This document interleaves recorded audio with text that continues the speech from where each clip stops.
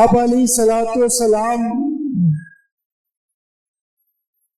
اس کڑی کا حصہ ہے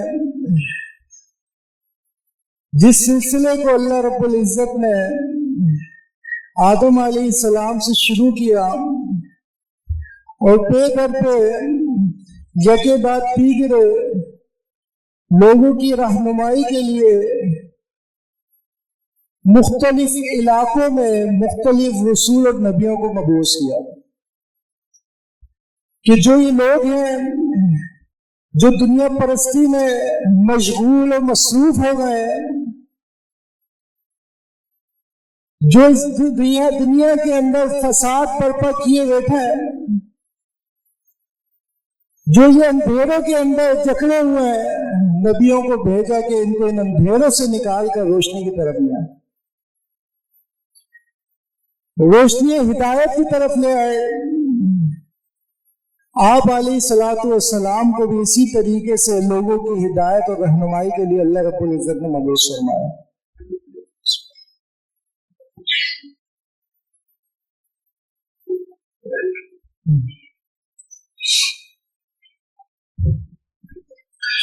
آپ علیہ الصلوۃ والسلام اور دیگر انبیاء کرام کے درمیان ایک بہت بڑا فرق ہے، اور وہ فرق کیا ہے کہ آپ علیہ الصلوۃ والسلام کو پوری دنیا کے لیے نبی بنا کر، رسول بنا کر بھیجا۔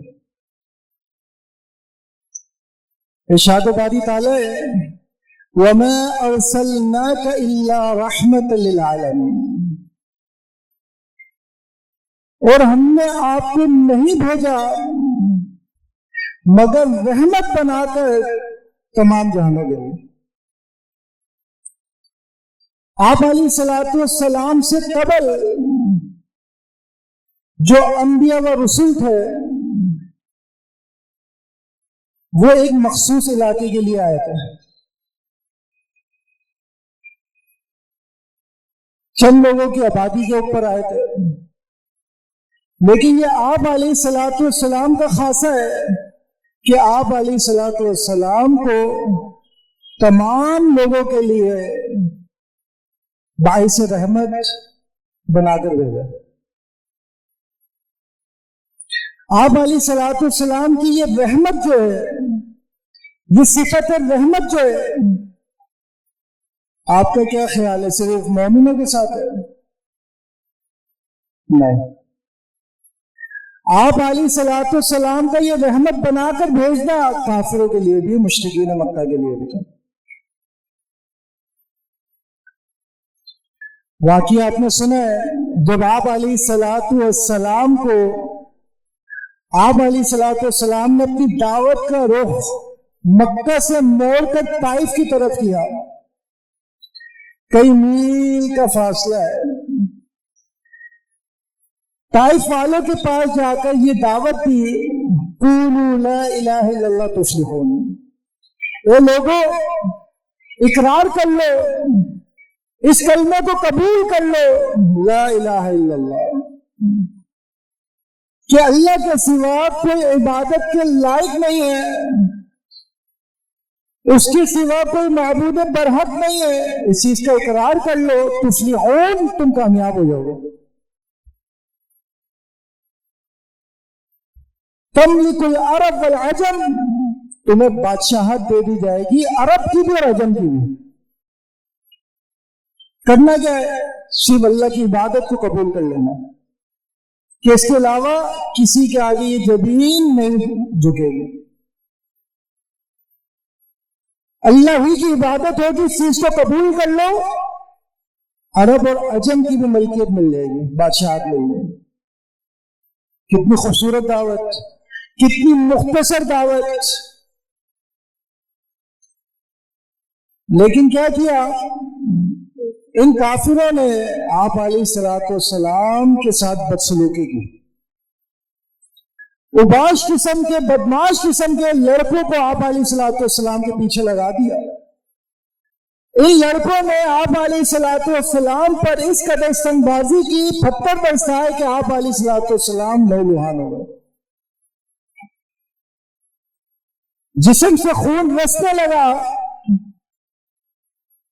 आप अलैहिस्सलाम एक जगह पर तवक्कुफ इख्तियार करते हैं, बैठते हैं, आराम करते हैं, सुकून इख्तियार करते हैं कि जिब्रील अमीन तशरीफ लाता है। फरमाते ये मेरे साथ अल्लाह रब्बुल इज्जत ने पहाड़ों का फरिश्ता भेजा है, जिस पर ये जिम्मेदारी है, पहाड़ों की जिम्मेदारी इस फरिश्ते के पास है। और ये जो ताइफ की वादी है, ये दो पहाड़ों के दरमियान है।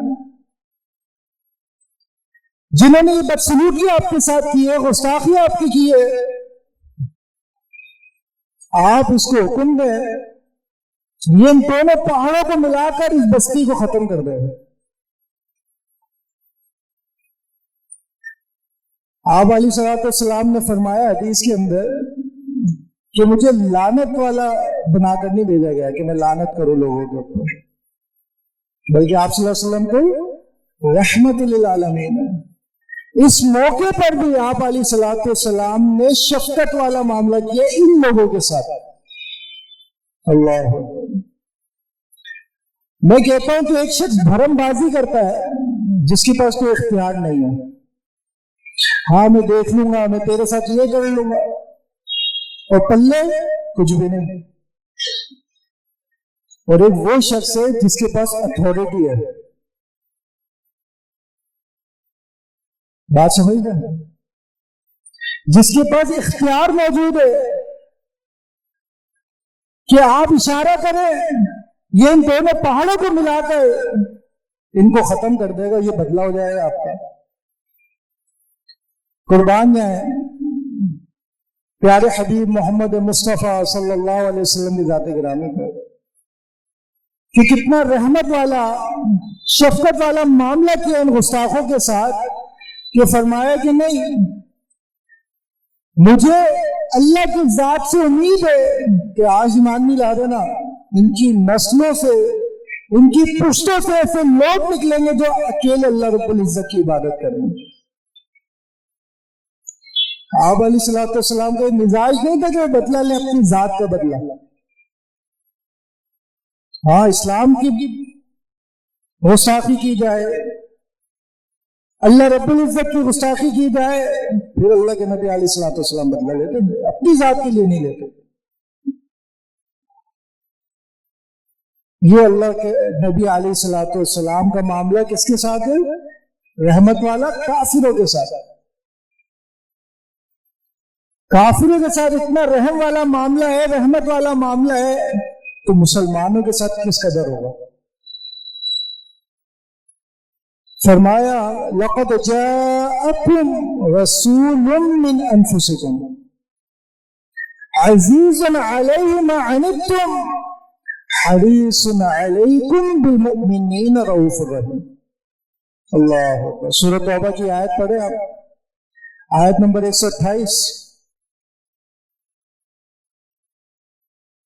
फरमाया लक़द जाअकुम रसूलुम मिन अनफुसिकुम, तहकीक बिलाशुबा तुम्हारे पास एक रसूल आया है तुम में से, मिन अनफुसिकुम, तुम में से एक रसूल आया है। नुक्ता समझिएगा, अकीदे का मसला एक बयान हो रहा है कि जो रसूल है कौन है? मोहम्मद सल्लल्लाहु अलैहि वसल्लम। कहां से आए? आसमान से नाजिल हुए, अचानक आ गए मुआशरे के अंदर? नहीं, मिन अनफुसिकुम, तुम में से है। इनका ताल्लुक कहां से? तुम में से। तुम्हारे दरमियान पैदा हुए, इनके बाप का नाम तुम जानते हो, इनकी माँ का नाम तुम जानते हो, इनके दादा का नाम तुम जानते हो, इनके खानदान का नाम तुम जानते हो, तुम्हारे दरमियान परवरिश पाई, तुम्हारे दरमियान जवान हुए, तुम सारी हिस्ट्री जानते हो। मिन अनफुसिकुम, तुम में से।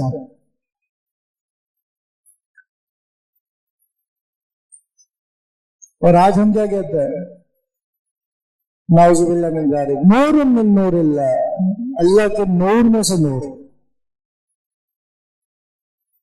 और पता नहीं क्या क्या कहते हैं। نور ہدایت اگر آپ کہتے ہیں کہ گمراہی سے ہدایت کی طرف لانے والے نور ہیں تو پھر تو کوئی مسئلہ نہیں ہے. لیکن اگر آپ بولیں کہ خلقت کے اعتبار سے نور ہے تو میرے بھائی وہ فرشتے ہوتے ہیں. وہ کون ہوتا ہے؟ فرشتے ہوتے ہیں. جبریل امین کے والد کا نام پتہ ہے؟ جبریل امین علیہ السلام کی والدہ کا نام پتہ ہے؟ پتہ ہے؟ نہیں پتہ. یار آپ لوگ جوان ہیں، تھوڑا سا سامنے آ جائیں، مجھے بات کرنے میں پریشانی ہو رہی ہے، آپ کا چہرہ دیکھنا چاہتا ہوں میں. آ جائیں آ جائیں، آپ بھی آ جائیں، ماشاء اللہ جوان ہی ہیں آپ بھی. آج سے یہاں آ جائیں بیچ. اصل میں بیچ میں گیپ رکھتے ہیں نا تو کوئی بات ہی نہیں کی جاتی کہ بندہ بات کس سے کر رہا ہے. اللہ آپ کو جزائے خیر دے بھائی، قریب آ کے بیٹھنے میں انشاءاللہ زیادہ اجر ہے. تو کیا فرمایا؟ من انفسکم، تم میں سے. میں کیا سوال کر رہا تھا کہ جبریل امین کے والد والدہ کا نام نہیں معلوم، کیونکہ وہ نور ہے. کیونکہ وہ نور ہے، اور نور کا کوئی والد والدہ نہیں ہوتا. آپ علیہ السلام محمد رسول اللہ صلی اللہ علیہ وسلم کے والد کا نام عبداللہ، والدہ کا نام آمنہ. معلوم ہے؟ ٹھیک ہے. آدم علیہ السلام کو مٹی سے بنایا گیا تھا، سب کو معلوم ہے. جتنی بھی اولاد ہے آدم علیہ السلام کی، سب آدم علیہ السلام میں سے، تو سب کے سب کون ہوئے؟ مٹی کے. ابراہیم علیہ السلام آدم علیہ السلام کی اولاد میں سے، اسماعیل علیہ السلام، اسحاق علیہ السلام، ہارون علیہ السلام، موسیٰ علیہ السلام، عیسیٰ علیہ السلام، ادریس علیہ السلام، نوح علیہ السلام، دیگر سب کے سب کون ہیں؟ آدم علیہ السلام کی اولاد ہیں. تو ایسا کیا فلسفہ نکلا کہ صرف محمد رسول اللہ صلی اللہ علیہ وسلم کو کوئی خاص کرنے کی کوشش کی؟ احادیث موجود ہے. فرمایا اللہ کے نبی علیہ السلام نے کہ میں سید ہوں، سردار ہوں آدم علیہ السلام کی اولاد کا. تو کوئی فخری میں بیان نہیں کر رہا، مجھے کوئی فخر نہیں ہے اس چیز میں. آپ علیہ السلام سید البشر ہیں، سید اولاد آدم علیہ السلام، سید الولد آدم ہے. یہی عقیدہ ایک مسلمان کا ہونا چاہیے. اور فرشتے جو نوری مخلوق ہیں انہوں نے کس کو سجدہ کیا تھا؟ آدم علیہ السلام کو، جو کہ مٹی سے بنائے گئے تھے. تو افضل کون ہوا؟ جو سجدہ کر رہے ہیں، جس کو سجدہ کیا گیا. اور ہم سوچتے ہیں کہ اگر ہم نور کہیں گے تو اللہ کے نبی کی شان اونچی ہوگی. میرے بھائی یہ نہیں. اللہ کے نبی علیہ السلام کی شان اس چیز میں ہے، ان کا اکرام اور احترام اس چیز میں ہے کہ ان کو آپ کہیں کہ یہ آدم علیہ السلام کے بیٹے ہیں. تو فرمایا، ہم بات کر رہے تھے کہ آپ علیہ السلام رحمت بنا کر بھیجے گئے. بھولنا نہیں ہے آپ نے، بات کیا کر رہے ہیں؟ رحمت بنا کر بھیجے گئے آپ علیہ السلام کو. آپ علیہ السلام کا یہ رحم والا معاملہ، شفقت والا معاملہ صرف مسلمانوں کے ساتھ نہیں تھا بلکہ کافروں کے ساتھ بھی تھا. ایک دفعہ مشرکین مکہ نے ایک فرمائش کی کہ اگر یہ احد پہاڑ جو ہے یہ سونے کا بن جائے نا، ہم ایمان لے آئیں گے. اللہ کے نبی کیا چاہتے تھے؟ کہ لوگ ایمان لے آئیں.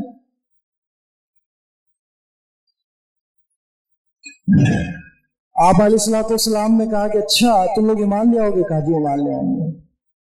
دعا کی، جبریل امین کے ذریعے پیغام بھیجا مختصراً کہ اس پہاڑ کو سونے کا بنا دیا جائے گا.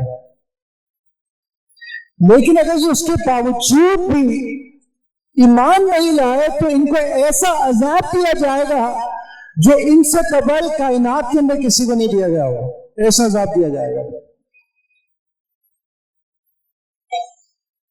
آپ علیہ الصلوۃ والسلام کیا چاہتے ہیں کہ یہ لوگ مسلمان بھی ہو جائے اور عذاب سے بچ جائیں، لیکن یہ خدشہ تو موجود تھا۔ موسیٰ علیہ السلام کی قصص اس لیے بیان کیے گئے کہ انہوں نے موسیٰ علیہ السلام کو بنی اسرائیل نے، یہودیوں نے اتنا تنگ کیا، کبھی کہتے کہ ایسا ہو جائے تو ہم ایمان لے آئیں گے، ایسا ہو جائے تو ایمان لے آئیں گے، پھر کیا کرتے تھے؟ جب کوئی چیز دیکھتے تھے پھر پلٹ جاتے تھے، نہیں لاتے، پھر بدعمالیاں شروع کر دیتے تھے، نافرمانیاں شروع کر دیتے تھے۔ اللہ کے نبی علیہ الصلوۃ والسلام بھاگ گئے کہ اگر ایسا ہو گیا یہ ایمان نہیں لائے تو ان کو تو پھر ایسا عذاب ملے گا جو کسی کو نہیں ملا ہوگا۔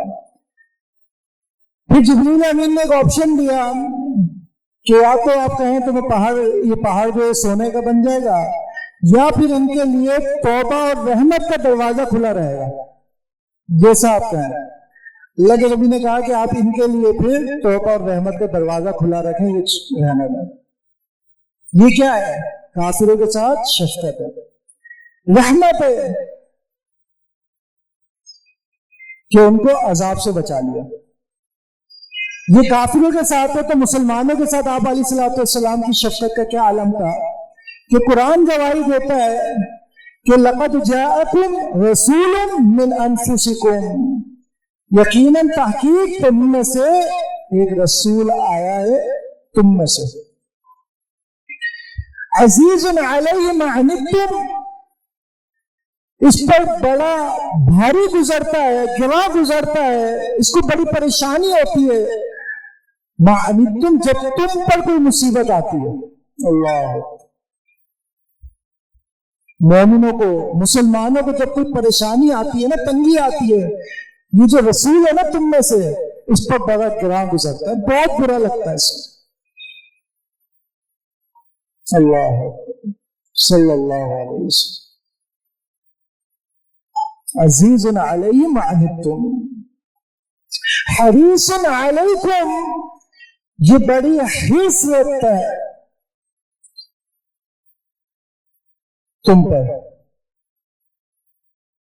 کہ تم عذاب سے بچ جاؤ، تم جہنم سے بچ جاؤ، تم دنیا کی تنگیوں سے بچ جاؤ، دنیا کی اذیتوں سے بچ جاؤ، یہ حریص ہے اس معاملے میں تم پر۔ بالمؤمنین رؤوف الرحیم، اور یہ مومنوں کے ساتھ تو بڑا رؤوف اور رحیم ہے، بڑا مہربان ہے، بڑی شفقت کرنے والا ہے مومنوں کے ساتھ۔ تو اس قدر شفقت کرنے والے کہ نماز کے اندر نماز کو ہلکا کرتے ہیں کہ پیچھے بوڑھے ہیں، بچے ہیں، عورتیں ہیں، انہیں تکلیف نہ ہو۔ بلکہ ایک صحابی کی شکایت کی گئی کہ اللہ کے نبی تھکے آ رہے آتے ہیں، یہ عشاء کی نماز کے اندر یہ لمبی لمبی سورہ بقرہ شروع کر دی اس نے۔ آپ علیہ الصلوۃ والسلام نے اس سے کہا کہ تم اما پارہ کی چند صورتوں کے نام دیے کہ تم یہ پڑھو، تم یہ پڑھو، یہ پڑھو، یعنی چھوٹی کرو، آسانیاں کرو، مومنوں کو پریشانی میں نہیں ڈالو۔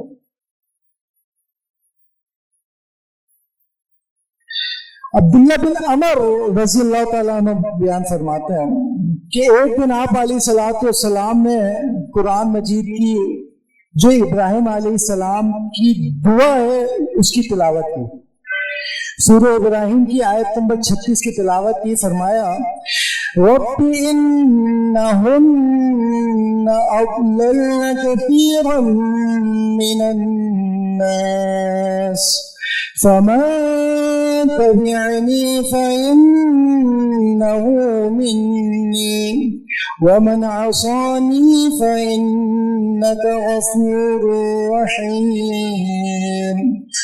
رب انہن اضللن کثیرا من الناس، اے میرے رب بے شک انہوں نے گمراہ کر دیا بہت سارے لوگوں کو۔ فمن تبعنی فإنہ منی، پس جو ان میں سے میری پیروی کرے گا فإنہ منی، وہ مجھ میں سے۔ ومن عصانی، اور جو میری ان میں سے نافرمانی کرے گا، میری قوم میں سے جو میری نافرمانی کرے گا فإنہ غفور رحیم، تو بخشنے والا ہے.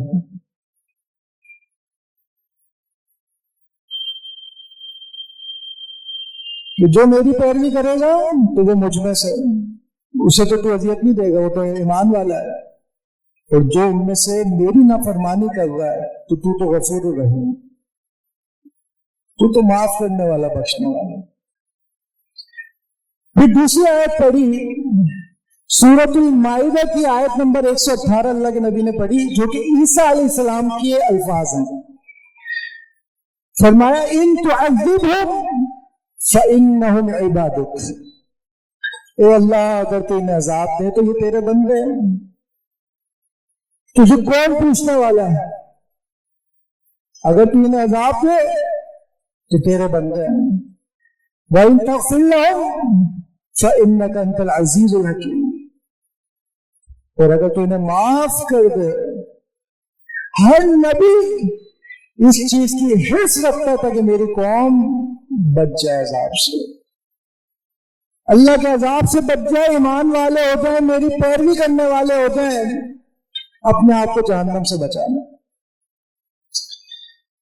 صحابی رسول عبداللہ بن عمر کہتے ہیں کہ یہ 2 آیات تلاوت کی، اس کے بعد ہاتھوں کو بلند کیا اور دعا کی اللہم امتی اللہم امتی، اے میرے رب میری امت، اے میرے رب میری امت. میرے اور آپ کے لیے روئے. وبکا، صحابی رسول فرماتے ہیں دعا کی اللہم امتی اللہم امتی، امتی میری امت میری امت. وبکا، اور رونا شروع کر دیا. اللہ اکبر. اللہ رب العزت نے جبریل علیہ السلام سے کہا اذهب الى محمد، یہ جبریل محمد کی طرف جاؤ. وَرَبُّكَ عَالَمٌ، تیرا رب بہتر جانتا ہے، پھر بھی تو جا. فَاسْأَلْهُ مَا يُبْكِيكَ، اور اس سے پوچھ، آپ علیہ السلام سے سوال کر. ما یبکیکا، اللہ کے نبی وہ محمد صلی اللہ علیہ وسلم تجھے کس چیز نے رلایا، کیوں رو پڑا تو؟ اللہ بہتر جانتا ہے کیوں رو رہا ہے، لیکن جبریل امین کو بھیجا کہ جا تو پوچھ گیا. جبریل امین آئے، فَأَتَاهُ جِبْرِيلُ فَاسْأَلُوهُ، جبریل امین آئے سوال کیا تو اللہ کے نبی علیہ السلام نے انہیں بتایا کہ میں کس وجہ سے رو رہا ہوں، جبکہ اللہ رب العزت جانتا تھا کہ وہ کس لیے رو رہا ہے. تو اللہ رب العزت نے پھر کہا جبریل اذهب الى محمد، محمد کی طرف جاؤ. فقل، اور ان سے کہہ دے انا سنرضیک فی امتک ولا نسوک، کہ جا محمد صلی اللہ علیہ وسلم کے پاس جبریل جا کے ان کو کہہ دے، یہ خوشخبری سنا دے، انا بے شک ہم سنرضیک، ہم آپ کو راضی کر دیں گے آپ کی امت کے بارے میں، آپ پریشان نہ، ہم ان کے ساتھ خیر والا معاملہ کریں گے. ولا نسوءک، اور آپ کو غمگین نہیں ہونے دیں گے، آپ کو غمزدہ نہیں کریں گے آپ کی قوم کے بارے میں، آپ کو غمزدہ نہیں کریں گے. یہ اللہ کے نبی علیہ السلام کی شفقت اور رحمت ہے میرے اور آپ کے لیے، کہ اللہ کے نبی علیہ السلام رو رو کے میرے اور آپ کے لیے، اپنی امت کے لیے دعائیں کرتے تھے. ایک دوسری جگہ دعا کی اللہم اغفر لی قومی فإنہم لا یعلمون، رحمت للعالمین ہے، میرے اور آپ کے لیے رحمت بنا کر بھیجے گئے. اور بہت ساری دلیلیں موجود ہیں، واقعات موجود ہیں کہ کتنا شفقت والا معاملہ اپنی امت کے ساتھ کیا. دعا کی کہ یا میرے رب میری قوم کو بخش دے، فإنہم لا یعلمون، انہیں پتہ ہی نہیں ہے، یہ لا علمی میں میری بات نہیں مان رہے، میری دعوت قبول نہیں کر رہے، لا علمی میں، تو انہیں معاف فرما. ایک حدیث میں آپ صلی اللہ علیہ وسلم فرماتے ہیں لِكُلِّ نَبِيٍّ دَعْوَةٌ، ہر نبی کو ایک مخصوص دعا کی اجازت دی جاتی ہے. اللہ اکبر. جس کو تمام انبیاء کرام نے اپنی امت کے لیے مانگ لیا. ہر نبی کو ایک دعا خاص دی جاتی ہے جسے تمام انبیاء کرام نے اپنی امت کے لیے مانگ لیا اور ان کی وہ دعا قبول بھی ہو گئی. اور وَإِنِّي أُرِيدُ إِنشَاءَاللَّهُ، اور میں یہ چاہتا ہوں کہ میں اس کو ذخیرہ کر لوں، اس کو جمع کر لوں، اس کو بچائے رکھوں اس دعا کو جو مجھے دی گئی ہے، تاکہ میں قیامت کے دن اپنی امت کے لیے شفاعت کر سکوں اس دعا کے ذریعے. اللہ، یہ اللہ کے نبی علیہ الصلوۃ والسلام کی میرے آپ کے ساتھ اور پوری امت کے ساتھ شفقت اور رحمت والا معاملہ ہے. ہم پر کیا لازم آتا ہے کہ ہم اللہ کے نبی علیہ الصلوۃ والسلام سے محبت کریں جس طریقے سے اللہ کے نبی علیہ الصلوۃ والسلام ہم سے محبت کریں. اس کا تو کوئی تقابل بنتا ہی نہیں. اللہ کے نبی علیہ الصلوۃ والسلام جس قدر اپنی امت سے محبت کرتے تھے اس معیار کی محبت تو ہم نہیں کر سکتے، لیکن ہم کوشش کر سکتے ہیں کہ اللہ کے نبی علیہ الصلوۃ والسلام کی شکل و صورت سے محبت کریں، آپ علیہ الصلوۃ والسلام کے رہن سہن سے محبت کریں، اللہ کے نبی علیہ الصلوۃ والسلام کے اقوال و افعال سے محبت کریں. 4 چیزیں یاد رکھیں. آپ علیہ الصلوۃ والسلام کی محبت کے جو تقاضے ہیں، ریکوائرمنٹ ہے نا، وہ 4 چیزوں پر مشتمل ہے. ہم میں سے جو شخص ان 4 چیزوں کو پورا کرے گا وہ انشاءاللہ اللہ کے نبی علیہ الصلوۃ والسلام سے سچی محبت کرے گا. پہلی چیز کیا ہے کہ بندہ اللہ کے نبی علیہ الصلوۃ والسلام سے الحب الصادق سچی محبت کرے. سچی محبت سمجھتا ہے؟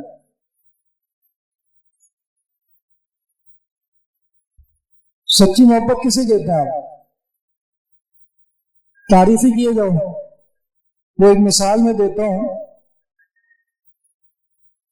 کہ ایک باپ بیٹے کو بلاتا ہے اور بیٹے سے کہتا ہے بیٹا ایک گلاس پانی تو پلاؤ. بیٹا آگے سے کہتا ہے ابا جی آپ کتنے خوبصورت ہیں. اچھا بیٹا چل پانی پلا. آپ کے کیا قد کاٹ ہے،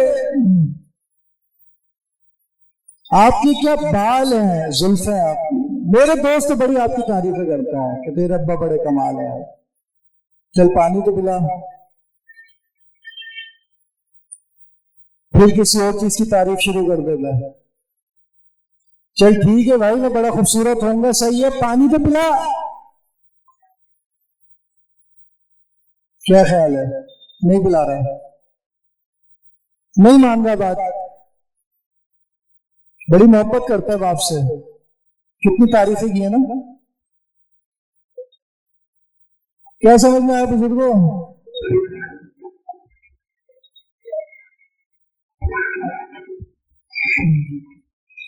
صحیح ہے جی. محبت آپ بھی ایسی کرتے ہیں اپنے والدین کے ساتھ محبت، تعریفیں کیے جاؤ، بات نہیں ماننا. اس کو کیا کہتے ہیں آپ؟ محبت کہتے ہیں.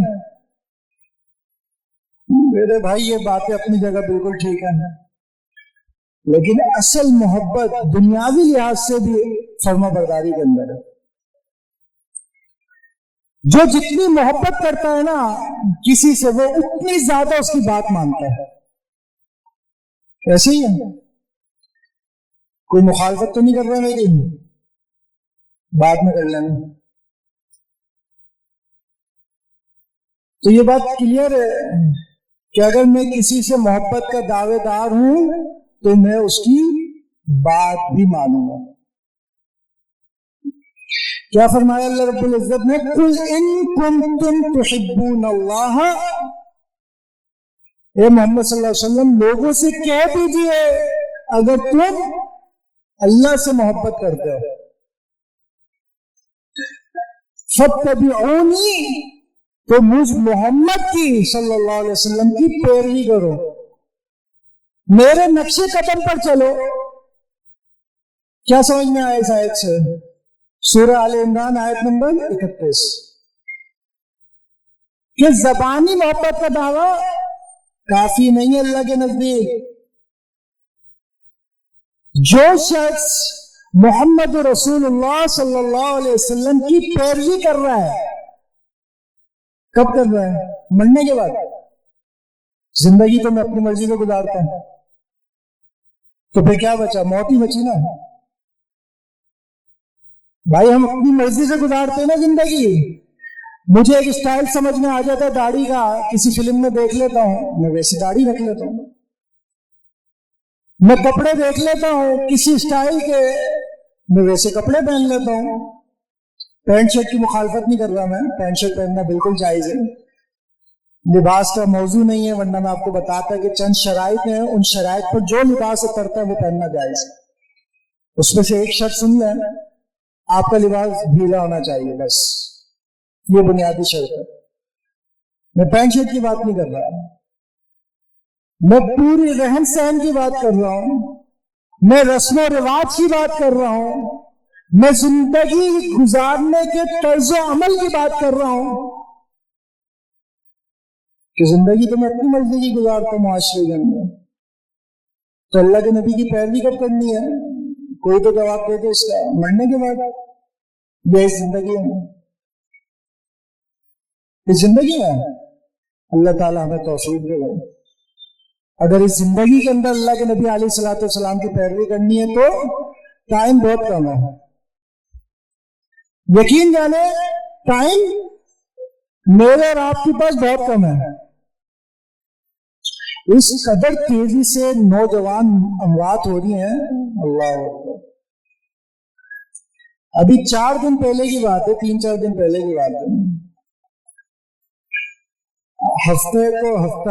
ایک ہفتہ ہو گیا، میری کزن کو، چچا کی بیٹی تھی، 30 سال عمر کی، جو ہم نے سننے میں آیا، بولیے سر میں درد ہے پیناڈول کھائیے، اتفاق سے پیناڈول انشاءاللہ کوئی خطرے والی چیز نہیں ہے، بہرحال جب لکھی ہوئی بندے کی، سر میں درد ہے پیناڈول کھا لے، پچھلے ہفتے کی بات ہے۔ 6 بجے کے قریب یہ معاملہ ہوا ہے، اس کے بعد وہ بے ہوش ہوئی ہیں اور بس پھر بے ہوش ہی رہی ہیں، ہسپتال لے کر بھاگے، یہ کیا وہ کیا، پتہ چلا جی برین ہیمریج ہو گیا، یعنی بی پی شوٹ کر گیا ہے اور دماغ کی رگ پھٹ گئی ہے اور خون جم گیا ہے۔ کتنی عمر بتائی میں نے؟ 65 سال، 30 سال۔ اور ہم کیا سمجھتے ہیں کہ پہلے کے دادا آئے تھے تو دادا پہلے جائیں گے، ہے جی میرا نمبر کوئی ہے؟ اور یہ حقیقت بتاؤں ایک بڑے مزے کی، مجھے جب تک یقین نہیں آئے گا کہ میں نے مرنا ہے جب تک میں مر نہیں جاؤں گا۔ میں اکیلا اس میں شامل ہوں، آپ لوگ بھی شامل ہیں۔ کیا ہوتا ہے جی، والد صاحب کا انتقال ہو گیا، زندگی میں بڑی موتیں ہوتی ہیں، کبھی کوئی فوت ہوتا ہے کبھی کوئی فوت ہوتا ہے، لیکن جب میرے والد صاحب کا انتقال ہوا نا تو مجھے یہ محسوس ہوا کہ یار واقعی مرنا ہے۔ پھر کیا ہوا، کچھ عرصہ گزرتا ہے، پھر کیا ہوتا ہے، نسیم منسیہ بھول گئے۔ آج ہم میں سے جن کے والد فوت ہوئے ہیں، بتائیں ابھی کس کو غم ہے ان کا؟ بھول گئے نا۔ اچھا والد صاحب فوت ہوئے نا، لگتا تھا اب میں نے بھی مرنا ہے ایک دن، پھر ٹائم گزرا، پھر کیا ہوا، بھول گئے۔ پھر کوئی فوت کی آ جائے گی، کوئی میت آ جائے گی، اس وقت پھر ایک جذبات ان کے اندر آئیں گے، یار یہ مر گیا میں نے بھی مر جانا ہے، اس کو دفنا کے ابھی قبرستان سے باہر ہی نکلتے ہیں، پھر ہم اچھا اور سنا کیا چل رہا ہے، پھر بھول گئے کہ ابھی دفنا کے آئے ہو. ایسے ہی ہے نا. تو میرے بھائی محبت کے دعوے دار معاشرے کے اندر بہت سارے ہیں. بڑے بڑے عاشق رسول مل جائیں گے آپ کو جنہیں ہم محب رسول کہتے ہیں, اللہ کے رسول سے محبت کرنے والے. لیکن عمل کی بات آئے گی تو بنگوٹی چومتے رہو, پائنچے کی خبر نہیں ہے پائنچے کہاں جا رہے ہیں, ہولیے کی خبر نہیں ہے, شادی بیاہ کی تمیز نہیں ہے کہ میں کن کے نقشے قدم پر شادی کر رہا ہوں, بیٹی کی بیٹے کی. بیٹے کو بھی کوئی پرواہ نہیں ہے, اس کو پتہ ہی کچھ نہیں ہے, وہ بولتا بس شادی ہو رہی ہے, بڑی مشکل سے ہو رہی ہے. ایسے کرو جیسے سب کر رہے ہیں, یہ بھی ہو وہ بھی ہو, ناچ گانا بھی ہو, سب کچھ ہو, دیکھا دیکھی. تو میرا سوال گھوم کے پھر وہیں آتا ہے کہ اللہ تعالیٰ کا فرمان ہے کہ اگر اللہ سے محبت ہے تو کیا کرنا ہے؟ فاتبعونی, محمد صلی اللہ علیہ وسلم کی پیروی کرنی ہے. ہم میں سے کس کو محبت اللہ سے؟ سب کو ماشاء اللہ. میں ایک سوال میں اپنے آپ سے کر رہا ہوں, آپ سے نہیں کر رہا, تو میں اس محبت میں سچا کب ثابت ہوں گا؟ میں اپنی بات کر رہا ہوں, کب ثابت ہوں گا میں سچا؟ جب میں کس کی پیروی کروں گا؟ آپ صلی اللہ علیہ وسلم کی. جب میں پیروی کروں گا تو میں کون ہو جاؤں گا؟ اپنی بات میں سچا ہو جاؤں گا کہ اللہ تجھ سے محبت ہے سچی. اب سوال یہ کہ پیروی کرنے کا ہے تو دنیا میں تو مجھے سمجھ میں نہیں آ رہی, کیونکہ وہ تو ہم اپنی مرضی سے گزارتے ہیں ٹائم. میت بھی اپنی مرضی سے, پہلے کبھی شاید میت اللہ کے نبی یا اسلام کے مطابق ہوتی ہوگی, شادی بیاہ تو ہے ہی نہیں, صرف ایک نکاح کی تقریب ہے اس کے اندر. ایسے ہی ہے. اور اس میں بھی کیا ہوتا ہے, گانے بند کر دو نکاح ہو رہا ہے. اچھا بھائی معصومانہ سوال ہے, یہ گانے اگر جائز ہیں تو نکاح کے موقع پہ بند کیوں کروا رہے ہو؟ اور اگر جائز نہیں ہے تو نکاح کے بعد واپسی کیوں چلا رہے ہو؟ پیروی کس کی کرنی ہے؟ کس سے محبت ہے؟ اللہ اور اس کے رسول سے محبت ہے. یار آپ چلے مسجد میں بیٹھے ہوئے, آپ اس کو ڈھونڈ لیں جس نے ایک ہفتے سے نماز نہیں پڑھی, جس نے صرف شاید عید کی نماز پڑھی تھی. ایسے لوگ موجود ہیں نا معاشرے میں, کون کون جانتا ہے ایسے لوگوں کو؟ نام نہیں بتانا ہے. جس نے صرف عید کی نماز پڑھی تھی, دیکھیں ہاتھ کھڑے ہو رہے ہیں کہ جانتے ہیں. اس سے آپ یہ سوال کر لینا, اللہ سے محبت ہے, رسول صلی اللہ علیہ وسلم سے محبت ہے. میرا دعویٰ اس سے بڑھ کے بھی عاشق رسول کوئی نہیں ہے مارکیٹ میں. ایسے ہی ہے نا. کیا جواب آئے گا اس کا؟ ہاں جی, کس نے ہاتھ کھڑا کیا تھا پیچھے؟ کون جانتا ہے؟ ہاں, وہ کیا جواب دے گا جس نے صرف عید کی نماز پڑھی تھی کہ اللہ سے محبت ہے؟ بولے گا نا رسول سے محبت ہے, یہ بھی بولے گا. آپ بات سمجھ لیں میں کیا سمجھانا چاہ رہا ہوں, کہ عمل سے بنتی ہے زندگی, جنت بھی جہنم بھی. یہ خاکی اپنی فطرت میں نہ نوری ہے نہ ناری. تو الغرض پہلی چیز اللہ کے نبی سے محبت کے اندر کیا چیز ہے؟ ایمان کا تقاضا کیا ہے؟ رسول اللہ صلی اللہ علیہ وسلم کی تعظیم کیا ہے کہ ہم ان سے سچی محبت کریں. دوسری چیز, ہم ان سے ملاقات کا شوق رکھیں اپنے دل کے اندر. اللہ اکبر.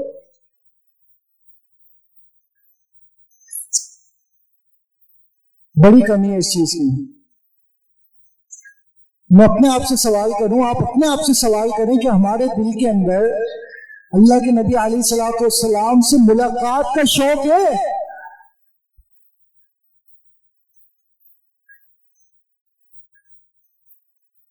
صحابی رسول پریشان ہو گیا بیچارہ, کہتا اللہ کے نبی علیہ الصلوۃ والسلام دل گھبراتا ہے آپ کو دیکھ لیتا ہے, جنت میں آپ پتہ نہیں کہاں کس مقام پر ہوں گے. میں اگر پتہ نہیں نہیں پہنچوں گا اور اگر پہنچ بھی گیا جنت میں تو میں پتہ نہیں کہاں کونے میں ہوں گا اور آپ کتنے عالی مقام پر ہوں گے. کس کو شوق ہے؟ صحابی رسول. کیا یہ شوق مجھے بھی آتا ہے کہ وہ دن آئے گا میں اللہ کے نبی کو دیکھوں گا جس نے ہمارے لیے اتنی قربانیاں دی, دعائیں کی رو رو کر, میں اس سے ملاقات کروں گا. کہ یہ شوق میرے دل کے اندر ہے. تو اللہ رب العزت اللہ کے نبی علیہ الصلوۃ والسلام کی تعظیم کے اندر پہلی چیز کیا ہے؟ سچی محبت. دوسری چیز کیا ہے؟ کہ ان سے ملاقات کا شوق رکھنا. میں ایسے اعمال کروں کہ اللہ رب العزت مجھے نبی کریم محمد رسول اللہ صلی اللہ علیہ وسلم کے ساتھ جنت میں کر دے. تیسری چیز, آپ علیہ الصلوۃ والسلام کی تعظیم, ان سے محبت اکرام کے اندر کہ میں ان کی سنتوں کی پیروی کروں. کب کروں سنت کی پیروی؟ ابھی یا جواب میں بھائی اکیلے بول رہا ہوں اتنی دیر سے. اللہ کے نبی کی سنتوں کی پیروی ابھی کرنی ہے. چلو انشاءاللہ اللہ مبارک کرے گی آپ کو. اللہ کے نبی کی سنتوں کی پیروی دنیا میں کرنی ہے, مرنے کے بعد نہیں ہے. ہم میں سے کوئی یہ تو نہیں سوچ کے بیٹھا ہوا کہ مرنے کے بعد کرنی ہے پیروی. ضابطۂ حیات سنا آپ نے لفظ؟ کس کس نے سنا ہوا ہے ضابطۂ حیات؟ آپ نے کیا کھڑا کیا ہے تو آپ ہی سے پوچھوں گا کیا مطلب ہے اس کا.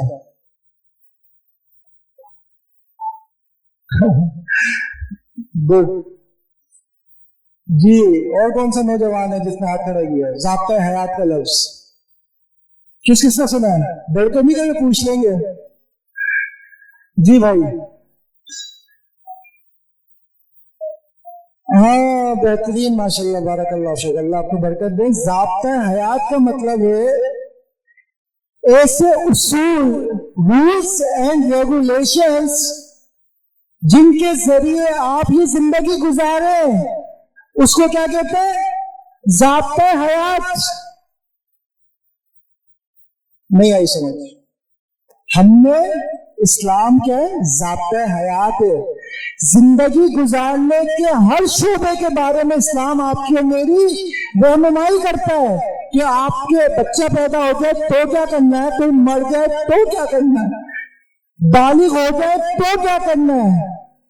ایک زیڈ اسلام میری اور آپ کی رہنمائی کرتا ہے. اس کو کہتے ہیں مکمل ضابطۂ حیات. اور میں نے کیا سمجھا کہ میں نے قرآن کی تلاوت کرنی ہے رمضان میں, نماز پڑھنی ہے, روزے رکھنے, زکوٰۃ اور حج اور عمرہ کر لینا. آج ہمارے معاشرے میں یہی اسلام ہے نا میرے بھائی. کیا ہے اسلام؟ نماز, روزہ, زکوٰۃ, حج, قرآن کی تلاوت, بس. ان چیزوں کے اندر ضابطۂ حیات کچھ بھی نہیں ہے. بزرگوں بات سمجھ آ رہی ہے؟ ضابطۂ حیات سے مراد نماز, روزہ, حج نہیں ہے. یہ تو عبادات ہے, فرض ہے جو آپ نے کرنی ہے. آپ نے تجارت کیسے کرنی ہے,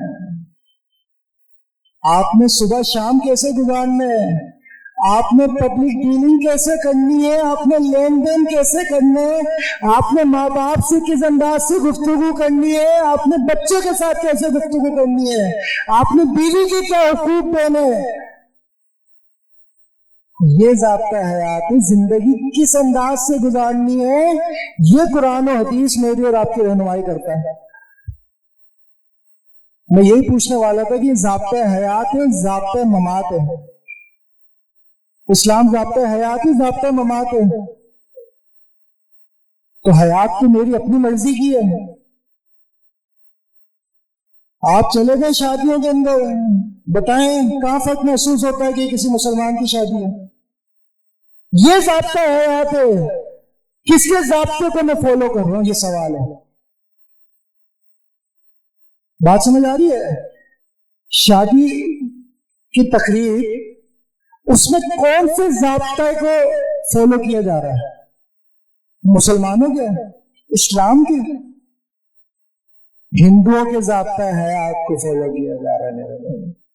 مہندی اتن مائیو کس کا ضابطہ ہے آپ ہے؟ بولے بھائی بولے. آج کتنے لوگ بغیر شادی کے بیٹھے ہوئے ہیں, چاہے وہ مرد ہو یا خواتین ہو, اور اس کی بنیادی وجہ کیا ہے؟ عمر چھوٹی ہے, کوئی بات نہیں بڑھ جاؤ گے. بنیادی وجہ کیا ہے کہ ہم نے اپنی ریکوائرمنٹ بہت ہائی کر لی ہے. میرے دوست کی تو شادی ایسی ہوئی تھی 5 لاکھ سے کم میں تو نہیں ہوئی تھی. ابا بول رہے مسجد سے لے جا ہے جی, مسجد سے بھی راضی ہو, چلو راضی ہو گئے. تو میرے بھائی جو اسلام کا ضابطہ حیات ہے اس میں تو بڑی آسانی ہے. بات سمجھ آ رہی ہے؟ جو اسلام کا ضابطہ حیات ہے اس میں تو نکاح بہت آسان ہے. اتنا آسان ہے یعنی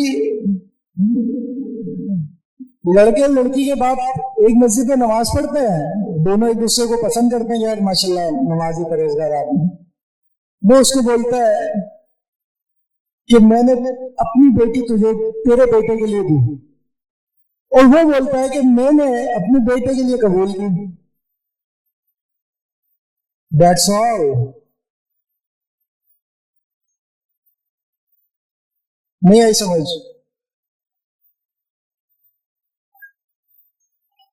کہاں لاکھوں کا خرچہ.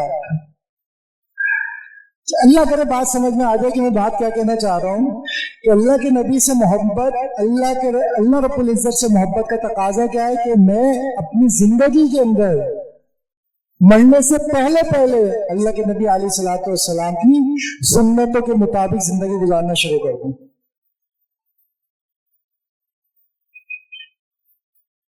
اور چوتھی چیز والعمل لدینہ, اور عمل کرو جو اللہ کے رسول صلی اللہ علیہ وسلم دین لے کر آئے ہیں اس کے مطابق عمل کرو.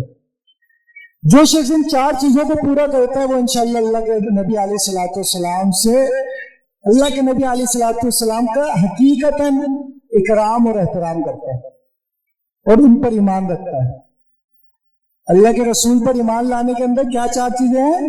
پہلی چیز کیا ہے؟ سچی محبت. ایسی ایمان نہیں ہے کہ مجھے اللہ کے رسول پر ایمان ہے کہ وہ آخری نبی ہے. 4 چیزیں میں پوری کروں گا تو میرا سچا ایمان ہے. اور پہلی چیز کیا ہے؟ سچی محبت. دوسری چیز, ان سے ملاقات کا شوق میرے دل کے اندر ہونا چاہیے کہ قیامت کا دن ہوگا اور میں ان سے ملاقات کروں گا. تیسری چیز,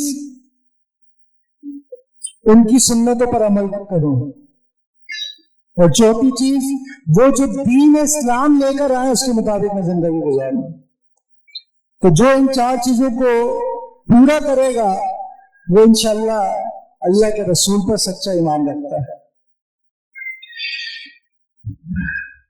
ابو بکر صدیق رضی اللہ تعالیٰ عنہ کو اگر آپ دیکھیں, جب ہجرت کا واقعہ تھا نا, ہجرت ہو رہی تھی, کبھی اللہ کے نبی علیہ الصلوۃ والسلام کے دائیں جانب, کبھی بائیں جانب, کبھی آگے کبھی پیچھے, یہ دونوں ہجرت کی تھی نا, ابو بکر تھے اور آپ صلی اللہ علیہ وسلم تھے. تو ابو بکر رضی اللہ تعالیٰ عنہ یہ جو آگے پیچھے ہو رہے ہیں نا, کس لیے ہو رہے ہیں؟ تاکہ کوئی تکلیف اللہ کے نبی کو نہ پہنچے. اور جب غار کے اندر جانا تھا نا تو پہلے خود غار کے اندر گئے ہیں. کیوں گئے پہلے غار کے اندر؟ کوئی پتہ نہیں سانپ ہے، کوئی بچھو ہے، کوئی ایسا موذی جانور تو نہیں ہے اندر. اللہ اکبر، یہ محبت کا عالم ہے. اپنی جان کی پرواہ نہیں، پہلے خود کا ہے. مجھے کچھ ہوتا ہے تو وہ اللہ کے نبی علیہ الصلوۃ والسلام محفوظ رہنا چاہیے. آخری واقعہ سنا کے انشاءاللہ بات ختم کرتا ہے. خبیب بن عدی رضی اللہ تعالیٰ عنہ. اللہ اکبر، کیا ہی واقعہ ان کا. صحابی رسول ہے، مکہ والے ان کو ایک دن پکڑ لیتے ہیں. کیا نام ہے؟ خبیب بن عدی رضی اللہ تعالی عنہ وارضاہ.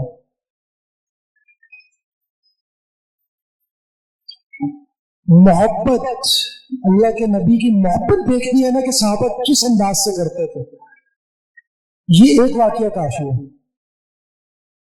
خبیب بن عدی رضی اللہ تعالی عنہ کو کون پکڑ لیتا ہے؟ مشرکین مکہ کافر پکڑ لیتا ہے،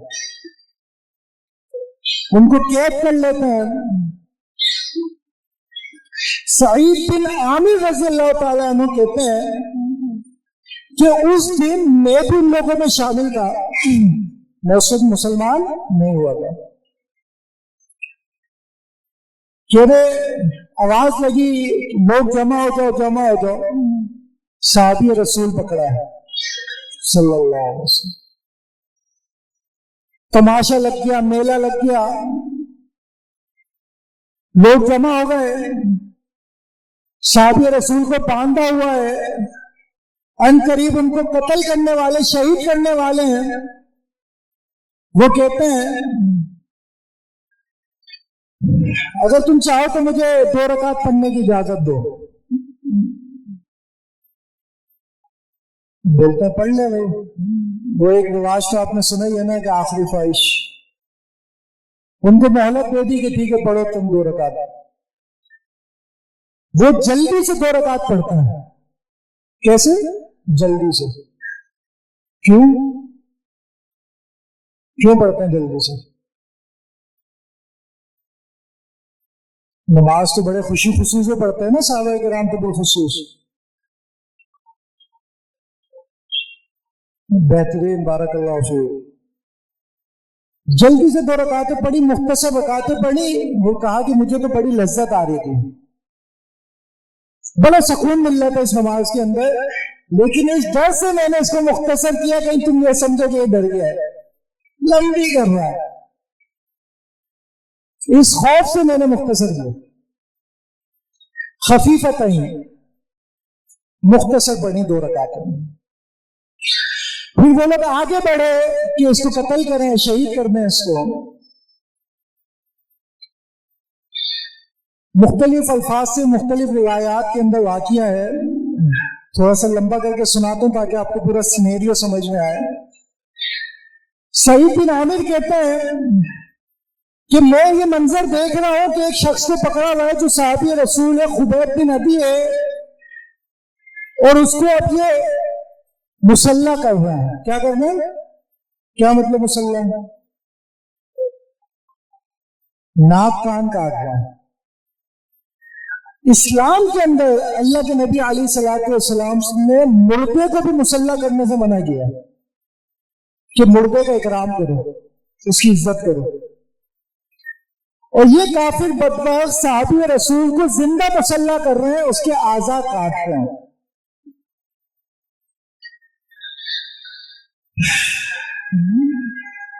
اس موقع پر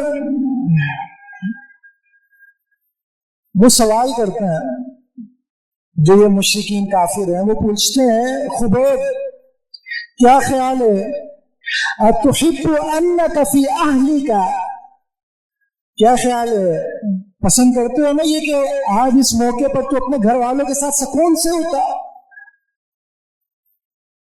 اللہ اکبر. ومحمد مکانک، اور محمد تیری جگہ ہوتا. پسند کرتے ہیں نا، آ رہا ہے نا دل میں خیال، یہ چاہت ہے نا کہ خان کا تکلیف میں آیا ہو، پریشانیوں میں گھرا ہو. چاہت ہو رہی ہے نا کہ تو اپنے بیوی بچوں کے اندر ہو، گھر والوں میں بیٹھا ہو، اور تیری جگہ محمد صلی اللہ علیہ وسلم یہاں پہ لٹکے ہو. بڑی سچی محبت کا اظہار کرتے ہوئے فرماتے ہیں واللہ ما احب، اللہ کی قسم مجھے یہ پسند نہیں ہے،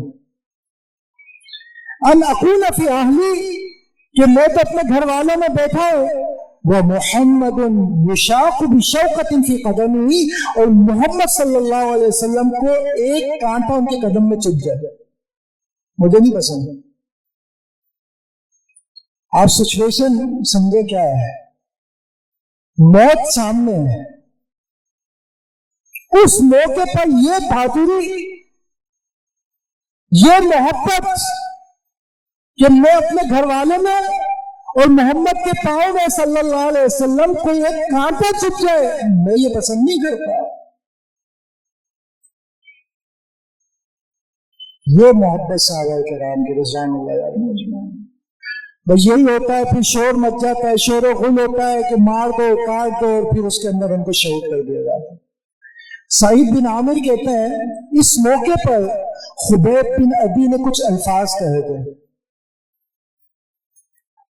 اور آج میں مسلمان ہوں، مسلمان ہونے کے باوجود جب وہ الفاظ مجھے یاد آتے ہیں بےہوشی سے گر جاتا ہوں۔ وہ الفاظ کیا تھے؟ اللہم احصیہم عددا واقتلہم بددا ولا تغادر منہم احدا۔ اے اللہ انہیں گن لے، وقتلہم بددا، ان کو چن چن کے ان کو قتل کرنا ہے، ولا تغادر منہم احدا، ان میں سے کسی ایک کو بھی زندہ نہ چھوڑنا۔ کہتے ہیں جب یہ الفاظ میرے ذہن میں آتے ہیں، کیونکہ میں اس دنوں میں کہاں تھا؟ کافروں کے صف میں تھا، سارا تماشا دیکھ رہا تھا۔ یہ بددعا تو میرے لیے بھی ہوئی نا، لیکن ہم جانتے ہیں کہ اسلام کا کیا مزاج ہے کہ جب کوئی شخص ایمان لے آئے تو پچھلا کوئی بھی گناہ ہو اللہ رب العزت سب معاف کر دے۔ پھر بھی صحابی سے محبت، اس کے ساتھ جو ظلم ہوا، ان ساری چیزوں کو جب بھی یاد کرتے ہیں اچانک گر جاتا ہے۔ تو میرے بھائیوں، آج کے اس درس میں، آج کے اس سبق کے اندر آپ کے سامنے اللہ کے نبی محمد رسول اللہ صلی اللہ علیہ وسلم، جو کہ رحمت للعالمین ہے، جنہیں رحمت بنا کر بھیجا گیا، ان کی رحمت کا اندازہ یہ ہے کہ وہ صرف مسلمانوں کے لیے رحمت نہیں تھے، بلکہ کافروں کے ساتھ بھی شفقت والا معاملہ کرتے تھے، اور صرف انسانوں کے ساتھ معاملہ نہیں تھا رحمت کا، بلکہ جانوروں کے ساتھ بھی رحمت والا معاملہ تھا۔ عبداللہ بن مسعود رضی اللہ تعالیٰ نے فرماتے ہیں کہ ہم ایک دن سفر میں تھے کہ ایک چڑیا کے بچے ہم نے پکڑ لیے، وہ چڑیا سر پہ ایسے منڈلانے لگی۔ اللہ کے نبی قضائے حاجت کے لیے، پیشاب کے لیے گئے ہوئے تھے، جب وہ واپسی آئے انہوں نے دیکھا یہ چڑیا یوں گھوم رہی ہے، تو فرمایا کہ اس کو کس نے تکلیف دی؟ اس کے بچوں کی وجہ سے۔ ردوہا، اس کے بچوں کو لٹا دو اس کی طرف۔ رحمت شفقت کس کے لیے؟ پرندوں کے ساتھ۔ پھر فرماتے ہیں کہ ہم ایک دن ایک وادی میں تھے کہ اللہ کے نبی کی صلی اللہ علیہ وسلم کی نظر پڑی چونٹیوں کے دل میں۔ سمجھتے ہیں نا دل چونٹیاں نہ ہوتی ہیں، جس کو جلایا ہوا تھا، ہم نے جلا دیا تھا، اس کو آگ لگا دی تھی۔ تو جب اللہ کے نبی نے دیکھا تو فرمایا کہ من حرہ، کہا یہ چونٹیوں کی وادی کو کس نے جلا دیا، کس نے آگ لگائی؟ صحابہ نے کہا حرقنا ہے، ہم نے جلایا اسے۔ آپ صلی اللہ علیہ وسلم نے فرمایا لا ينبغی، جائز نہیں ہے کہ عذاب دیا جائے کسی کو، آگ کا عذاب دینا کسی کے لیے جائز نہیں ہے سوائے رب النار، جو رب ہے نار، آگ کا جو رب ہے نا، اس کے علاوہ کسی کے لیے جائز نہیں ہے کہ وہ آگ سے عذاب دے۔ ادھر ایک نقطہ سمجھے، ویڈیوز آپ نے دیکھی ہوں گی ڈکیت پکڑ لی ہیں، بھائی مجھے بھی، میں بالکل برابر کا شریک ہوں آپ لوگوں کے ساتھ۔ جو جذبات آپ کے وہ میرے ہیں. لیکن میرے بھائی اسلام میرے جذبات کا نام نہیں ہے. اسلام یہ تعلیم دے رہا ہے کہ آپ نے آگ سے کسی کو نہیں اذیت دینی، عذاب دینا. آگ کا عذاب کون دے گا؟ رب النار، یعنی اللہ رب العزت. جس نے آگ کو پیدا کیا اس کے علاوہ کوئی آگ کا عذاب نہیں دے سکتا. تو یہ تعلیمات ہمیں سمجھنی چاہیے. یہ ساری چیزیں بیان اس لیے کی جاتی ہیں کہ ہم اپنی عملی زندگی کے اندر ان تمام چیزوں کو لے کر آئیں.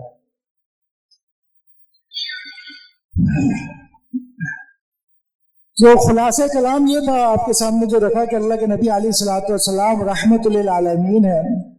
آپ کی یہ رحمت اور شفقت مومنوں کے ساتھ تو بالخصوص تھی، اس کے ساتھ جانوروں کے ساتھ بھی تھی، کافروں کے ساتھ بھی تھی.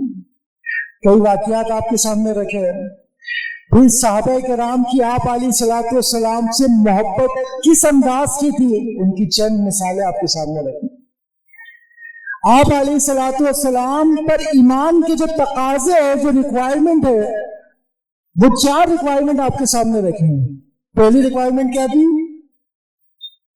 سچی محبت. دوسری ریکوائرمنٹ آپ صلی اللہ علیہ وسلم سے ملاقات کا شوق دل کے اندر ہونا چاہیے. اور تیسری چیز آپ صلی اللہ علیہ وسلم کی سنتوں کی پیروی کرنا ہے. اور چوتھی چیز آپ صلی اللہ علیہ وسلم جو دین لے کر آئے اسلام، اس کے مطابق زندگی گزارنا. یہ ساری چیزیں آپ کے سامنے بیان کی ہیں اللہ کی توفیق کے ساتھ. جو کچھ خیر سنایا وہ اللہ کی جانب سے تھا، جو کچھ کمی کوتاہی رہ گئی وہ لیکن میری جانب سے. اللہ تعالیٰ مجھے اور آپ سب کو معاف فرمائے، عمل کی توفیق عطا فرمائے، بیماروں کے لیے دعا فرمائے. یا رب لک الحمد کما ینبغی لجلالک ولعظم سلطانک. سبحان اللہ وبحمدہ سبحان اللہ العظیم. رب اغفر وارحم وانت خیر الراحمین. رب اغفر وارحم وانت خیر الراحمین. یا منان یا کریم الرحمن ارحم علینا ولا تنزل الى سوء اعمالنا.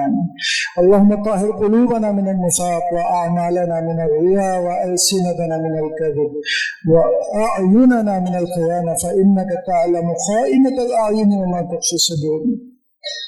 ربنا آتنا في الدنيا حسنة وفي الآخرة حسنة وقنا عذاب النار.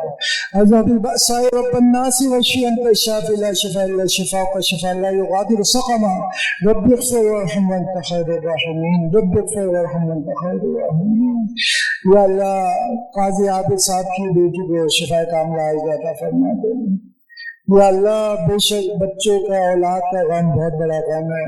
یا اللہ ان کے اس غم کو خوشیوں میں بدل دے. یا اللہ اس بچی کی تکلیفوں کو راحت میں بدل دے. یا اللہ فیض بھائی اس ادارے کے کرتا دھرتا بیمار ہے، یا اللہ ان کو صحت کاملہ عطا فرما دے. یا اللہ یہ ساری رونقیں یقیناً ان کی کوشش کے ساتھ ممکن نہیں ہے. یا اللہ اس کے صدقے ان کو، اس نیک عمل کے صدقے ان کی بیماری کو صحت میں بدل دے. اللہم اشفی مرضنا ومرضی المسلمین. اللہم اشفی مرضنا ومرضی المسلمین. یا اللہ جتنے تنگ دست ہیں یا اللہ ان کو نیک روزی عطا فرما دے. یا اللہ حلال روزی ان کو عطا فرما دے. یا اللہ جتنے جوان نوجوان خواتین مرد بغیر نکاح کے یا اللہ ان کو بہترین جوڑا عطا فرما دے. یا اللہ ہم سب کی پریشانیوں دور فرما دے. یا اللہ ہم سب کو صحت کی عافیت کے ساتھ ایمان والی لمبی زندگی عطا فرما دے. یا اللہ جب تک ہمارا جینا بہتر ہے اللہ ہمیں زندہ رکھ. یا اللہ جب ہمارے حق میں موت بہتر ہے تو یا اللہ ہمیں موت سے قبل توبہ کی توفیق عطا فرمانا. رب اغفر وارحم وانت خیر الراحمین. ربنا تقبل منا انك انت السميع العليم وتب علينا انك انت التواب الرحيم. وصلى الله على نبينا محمد وعلى اله وصحبه اجمعين برحمتك يا ارحم الراحمين. جزاكم الله.